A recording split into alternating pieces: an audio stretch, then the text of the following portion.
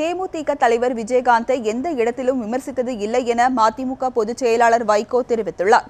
சென்னை விமான நிலையத்தில் செய்தியாளர்களை சந்தித்த அவர், வார இதழ் ஒன்றிற்கு தான் தெரிவித்த கருத்து தவறாக புரிந்து கொள்ளப்பட்டதாக கூறினார்.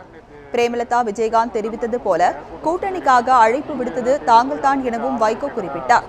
தமிழகத்திற்கு விரைவில் தேர்தல் வரும் என திமுக துணை பொதுச் செயலாளர் துரைமுருகன் தெரிவித்திருப்பதற்கு கண்டனம் தெரிவித்த வைகோ, முதலமைச்சர் ஜெயலலிதா மருத்துவமனையில் இருக்கும் போது இதுபோன்ற கருத்துக்களை தெரிவிப்பது மனிதாபிமானமற்ற செயல் என கண்டனம் தெரிவித்தார். இடைத்தேர்தலில் தேமுதிக ஆதரவு கோரினால் அதனை பரிசீலிப்போம் என விடுதலை சிறுத்தைகள் கட்சி தெரிவித்திருப்பது அக்கட்சியின் தனிப்பட்ட கருத்து என வைகோ பதிலளித்தார். பிரேமலதா அவர்கள் கூறிய செய்தி குறித்து அதை பற்றி என்னுடைய பதில் என்ன என்றுதான் நீங்கள் எதிர்பார்க்கிறீர்கள்.